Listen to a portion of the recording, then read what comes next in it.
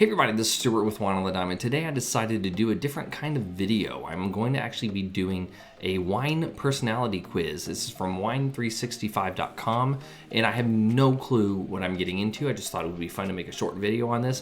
So let's get started on the question, shall we? All right, so let's go ahead and take a look at the first question here, shall we? The first one is, you're at a wedding and your mom summons you to the dance floor. This is already not starting off well. Where she is the only one there and everyone is watching. How do you proceed? Dancing and I aren't friends. Go out there and dance with your mom. Bring a cousin or sibling with you to create a group. 2, you may not want to go up, but you love your mom and can't leave her hanging. 3, run to the band and request a song you like, then cut a rug with your mom. 4, go up for one dance with her, then make a motion to the onlookers to get up. Everyone else should be dancing. Or 5, cautiously approach the dance floor, making it clear you are mortified. Mine would be secret answer 6, pretend you didn't see it, walk away and get another glass of wine. That's what mine would be. I hate dancing that much. I hate dancing so much I would leave a relative hanging on the floor. I would. I can't stand it. My wife and I have only danced a few times in our entire marriage. So I'm going to choose the closest option. Cautiously approach the dance floor. But in reality, I wouldn't even go onto the floor at all. Go to question number 2. You must go to your brother's engagement party with 50 people. Why is like all this around weddings and stuff? Like engagement party, there's another wedding party. Okay. Anyway, you must go to your brother's engagement party with 50 people you haven't seen since high school. While you will know a few members of the party, including your family, how do you expect the party to go? Well, 1, this is going to be a hard question too, because I'm pretty much a hermit. Even before the pandemic, I'm pretty much a hermit. So this will be an interesting thing to choose from here. All right, so option number 1. I don't know how long I'll stay, but seeing these people has piqued my interest.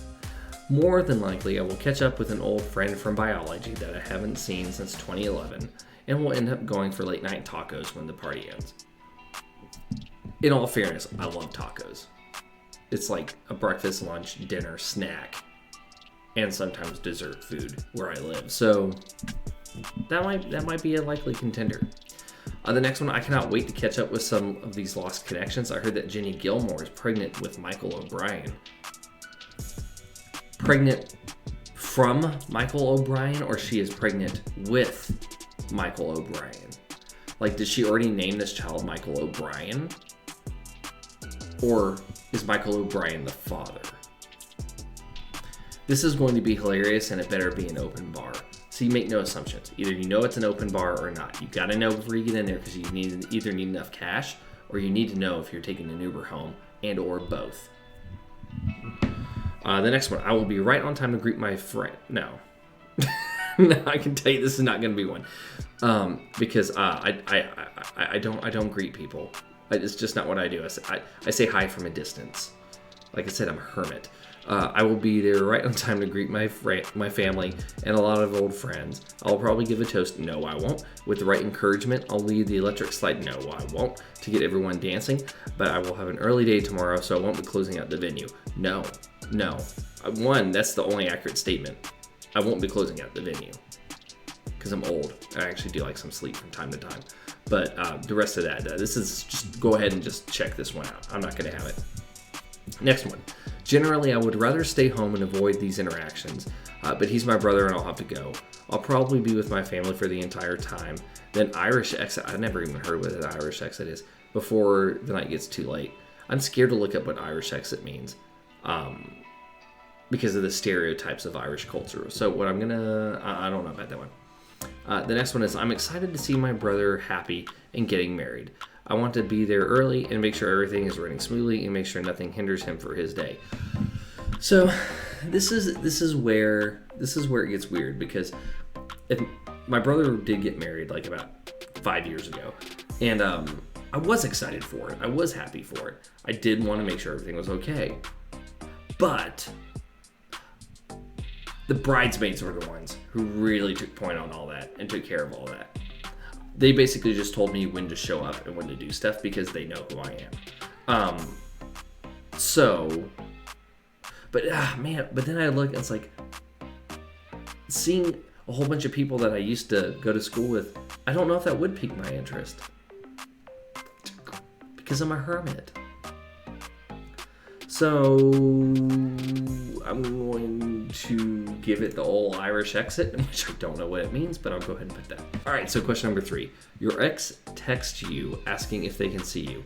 What is your initial reaction? Well, first of all, I might actually be the first one because it's freaking hilarious. It would never happen. I would never set up a neutral meeting ground, which is option 2. I hope they are okay. That is true. I do. But I also probably wouldn't respond to the text. I'm a little uncomfortable. Please don't text me. I wouldn't even go there. Let's see where this goes. Nope. I'm going to say this is hilarious. I'm showing it to everyone. All right. Next question. You just got a big promotion. How do you want to celebrate? I planned a nice dinner out Friday with my partner. Yeah, I do like to eat. I do like spending time with my wife, so maybe. My friends and I are going out to celebrate this weekend. Maybe, depending on how big the promotion is and if quarantine is over, possibly. Spending time with my family is the only celebration I need. Possibly. But I'm also like an introvert, so I don't know if that's really going to be a thing. A quiet dinner with a gold bottle of wine. Ooh. That might be it. And I don't have plans to celebrate. So this is going to sound crazy. Like, I don't even celebrate my birthday, y'all. I don't have birthday parties. I haven't had birthday parties in like over a decade, if not longer. Maybe, no, it's been 15 years. 15 years since I've had a birthday party.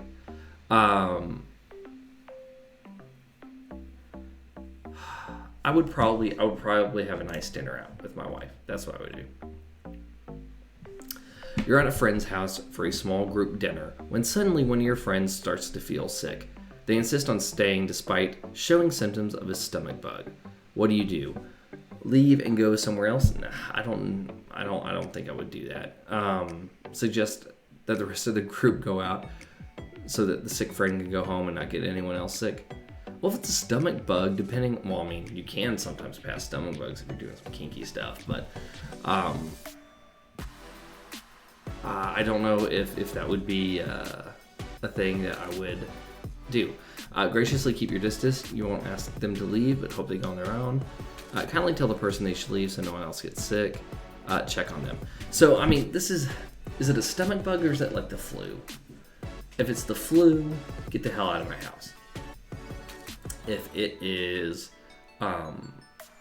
like someone ate something funky before they got to my place, or they have something that's just kind of like irritating their stomach, I would probably say I'll keep my distance. No, I'd check on them. I would check on them, and then I would figure out what to do after that. That's what I would do.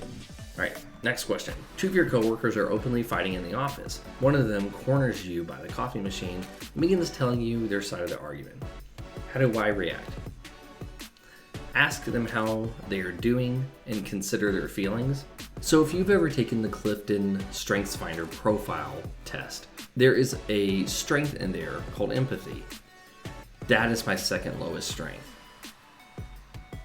I'm probably not going to do number 1. Blink aggressively and say, well, good luck after they've had their piece. It depends on if I like the person, but I tend to be a little bit more cordial than that, even though like I'm very kind of like at a distance type of person. I don't typically do that unless they've done something like immediately to like piss me off. Listen and ask more questions. This is entertainment. You can't wait to tell your friends. Nah, that's between 2 other people. I'm not going to do that. State that you want no part of the office drama. You have no issues with a coworker, and bring it to human resources and not to you. Boom. That's probably what I would do. I'm not someone who can't say anything, but I would probably tell them they need to simmer down. And if they don't simmer down, I'm going to go to HR. Chances are they won't simmer down. I'll go to HR. Just get it off everyone's back. Just deal with it. Let HR do what they're supposed to do. All right. Do you like to post to social media? If so, what description below best describes your content? I post to the major platforms, highlighting people I love and spend time with. I don't do a lot of that because a lot of my profile pics would be children, and I have an alcohol channel, and I don't believe in allowing children and alcohol to mix. There are a lot of government entities that feel the same way, so on the safe side, I just really do not post pics of me and my kids on a wine-related channel. I just don't do it. I post on the major platforms. My content is tasteful and, where necessary, professional. That's debatable on the tastefulness and the professionalness. Sitting in a hot tub with a mullet, drinking a wine out of a Govino plastic cup. I don't know if that's professional or tasteful. Some people may think it is like friggin' awesome, such as myself. But I don't know about that. I post infrequently and don't have all the platforms. My content is eccentric. Well, that's true, except for the fact I don't have all the major platforms. I even had platforms that had been banned just because I didn't want someone to take my name. So that could be a thing. I post frequently, typically pictures of me and my friends while we're out enjoying life. I'm a hermit. I have friends. I promise I do. But whenever I'm around them, I don't think, hey guys, let's take a group selfie and so I can post. I don't think about stuff like that. I just enjoy the moment and move on. I don't really like or use social media much. That's true. I really think that social media has like not done a very good job about actually being socially building for the most part. And I also think that a lot of the platforms have really become unfriendly because of the way that they kind of don't allow people to express themselves freely, regardless of which side of the fence you're on. So that is an issue that I don't like. If I was going to say it, I'm going to say I post infrequently and don't have all the platforms. I do have all the platforms, but even then, I'm not posting daily to Instagram. I'm not posting daily to Twitter. I'm not posting daily to Facebook. Yeah, so that's what I'm going to use. Your friends and family throw a surprise party for your birthday. How do you react? It's not going to end well for them. I'm emotional at the display of affection. I'm emotional, all right. A fist might go through the wall because I don't celebrate my birthday, and I don't like being the center of attention for the most part. I'm shocked, a little overwhelmed, but along for the ride. I'm absolutely overjoyed to see everyone. This is going to be a blast. I'm very grateful. But I'll say I'm grateful because I don't want to be totally rude, but I would not be excited about this. I would not, like, the best birthday party I could have is just having a really good dinner with some wine. Basically how I would celebrate the promotion. Have a nice wine, have a nice dinner, and that would be it. One of your friends is going through a difficult breakup. How do you help them get through that time? Take them for a long drive where you don't know where you'll go. No. Have you seen gas prices lately? I'm going to know exactly where I'm going. And besides, if anyone ever wants to take you on a ride and you don't know where you'll end up, assume that person's probably somewhat of a serial killer and don't trust them. Like, be safe. Don't take that ride. Just move on. Give them some good advice and suggest ways that they can help themselves move on. That might not be a bad thing, but I mean, you don't necessarily know what's going on in their head. You don't know what they're thinking. They may have already come up with those options and shot them down, so maybe that's not the right thing. Suggest they go out and get back out there, then offer to accompany them. I am like the worst wingman that you could possibly have. There's no way I would be able to help somebody get back into a relationship.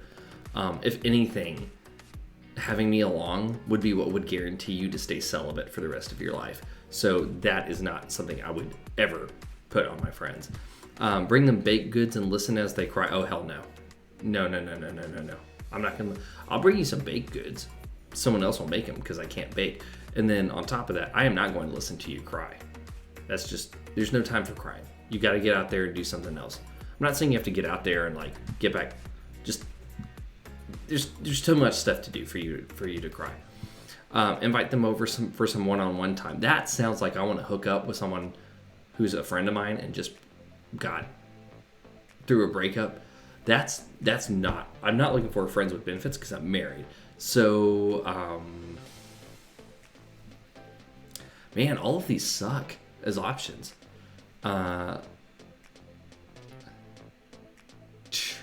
I'm not going to take them for a long drive because I don't want to hear someone like talk about it the whole time. I'll give some advice and move on. That'll be my option.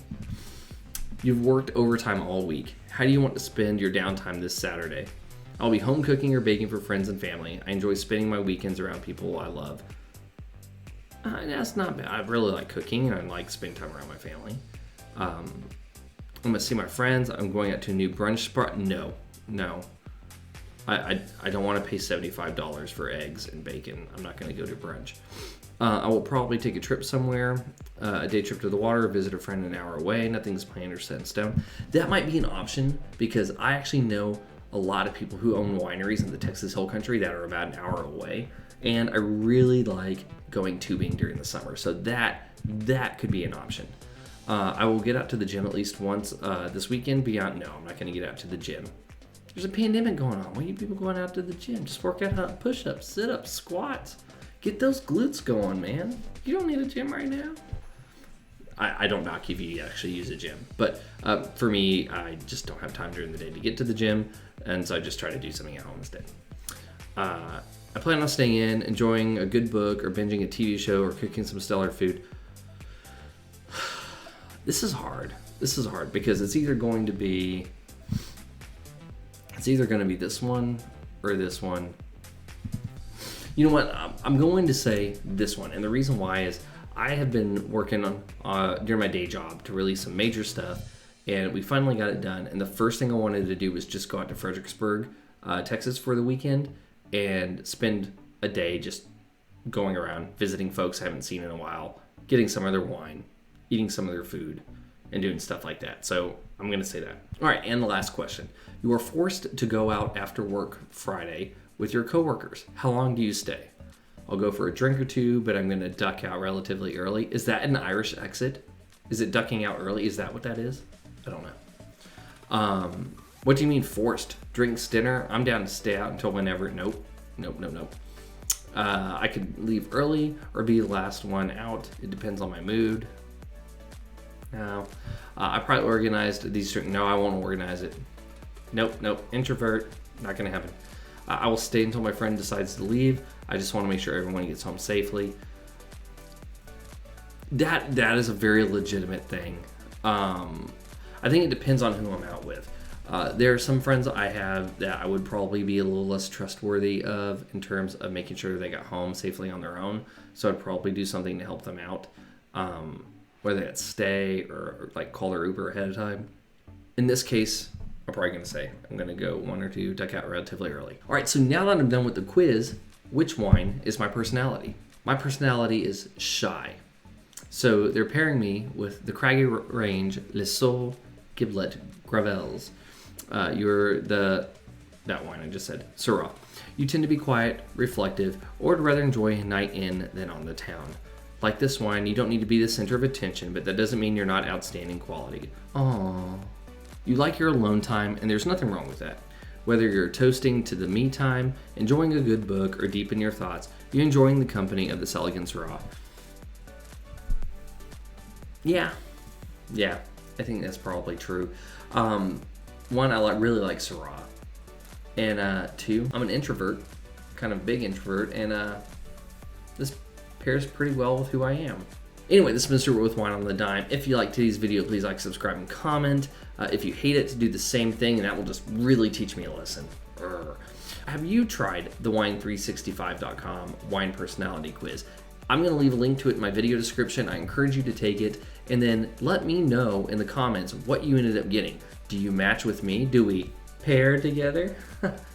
Or are you not like a weirdo like me and you actually enjoy people and you're like something flamboyant? I swear to God, if you're Riesling, I'm going to be mad. I'll see you all again later.